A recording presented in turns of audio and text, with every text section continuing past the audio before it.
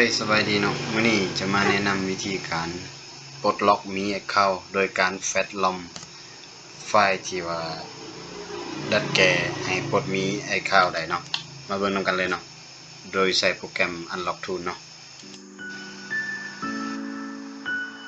ขั้นตอนที่1เนาะ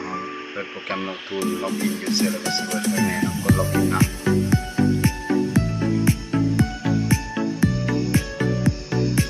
ถ้าโปรแกรมรันขึ้นมาเนาะหลังจากโปรแกรมรันขึ้นมาแล้วเนาะแล้วไปติ๊กที่มีนะติ๊กที่มีและติ๊กที่ security ติ๊กที่มี account เนาะ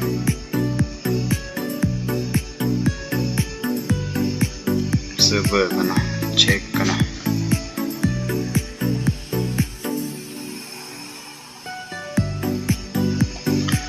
เช็คก่อนเอารหัสตัวนี้นะรหัสตัวนี้มาเช็คนะเช็คก่อน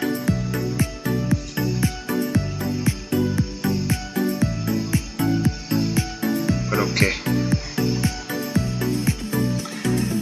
เป็นเครื่องแจ้งเสียเนาะลดโหมดเนาะแจ้งเสียนะ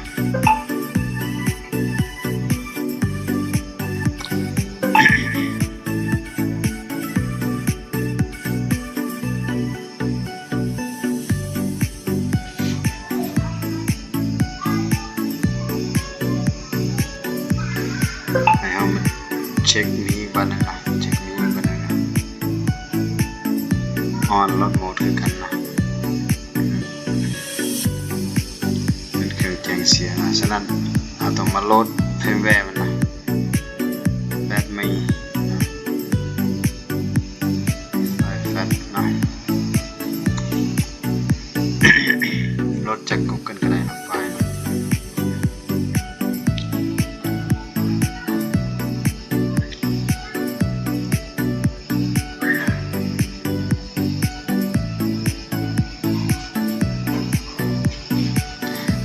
กดเข้าหน้าพาสบูทนะกดเข้าหน้าพาสบูทก็บ่ยากนะแกะแบตออกในแบตเขากดปุ่มเพิ่มเสียงค้างไว้แล้วเสียบสายเข้าลงที่เข้าหน้าพาสบูทเนาะพาสบูท Delete Info เนาะจะเห็น Android Interface ขึ้นเนาะจะเห็นแบบนี้เนาะ Boot Loader No เนาะ Product เนาะเอาตรงสุด Product มันเอาตัวโกนโบเนาะ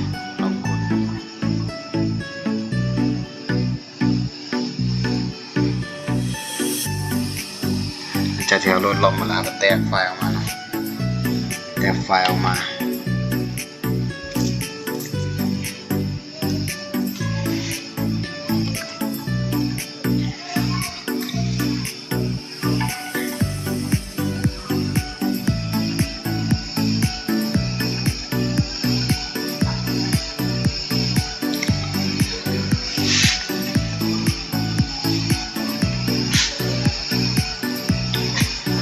ตัวนี้ครับต้องเป็นเทสพอยต์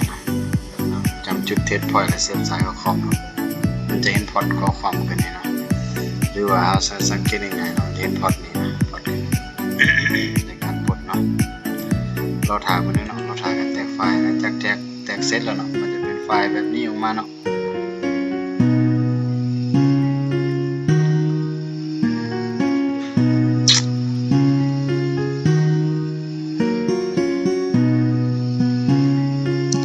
แบบนี้แหละครับตรงนี้เซฟเป็นไฟล์วินลาล่ะเซฟเป็นไฟล์วินลาแล้วแตกอีกบ้านหนึ่งนะตอนนี้แตก2 ครั้งไฟล์แตก2 ครั้งจะบ่ได้นะเราทาง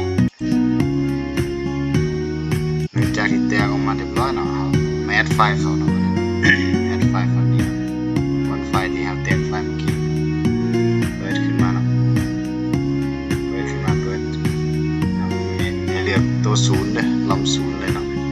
select โอเคเนาะจากนั้นเรามาติ๊ก reset มี account ติ๊ก FRP เนาะ disable มี account ก่อนเนาะต้องติดเนาะ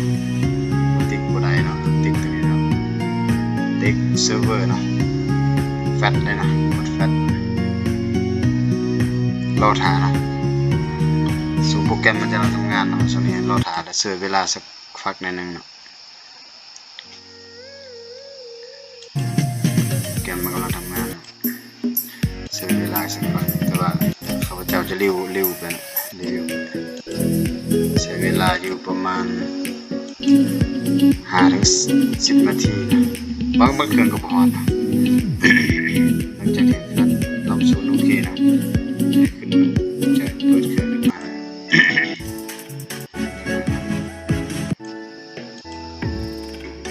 เครื่องอาจจะรีบูตช้านิดนึง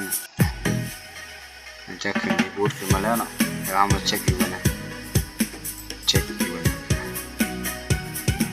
ออนคือเก่าเนาะแต่ว่ามันจะข้ามได้เนาะเบิ่งเนาะมันจะข้ามหน้าติดไอ้ข้าวได้สามารถใช้ได้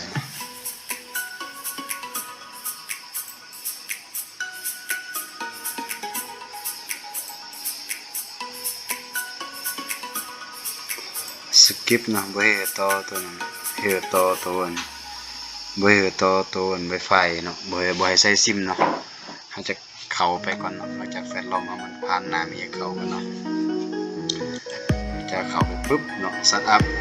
เนาะ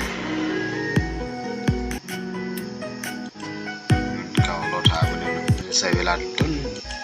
ใช้เวลาอยู่สักพักเข้ามาปั๊บหน้านี้ปั๊บแล้วเนาะให้เฮามาเข้าตั้งค่า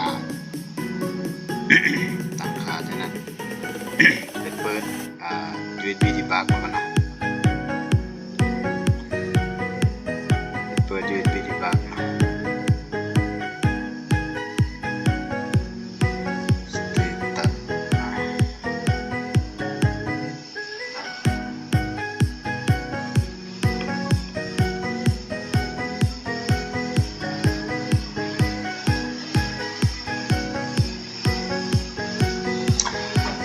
คำอะไรล่ะเราก็ลองต่อ Wi-Fi ลองนะ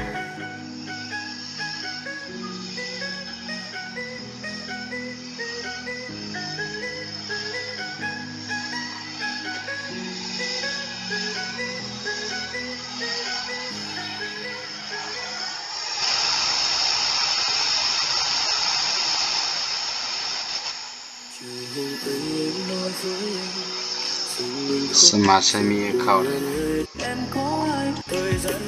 สามารถใช้มีเข้าได้นะจบเนาะ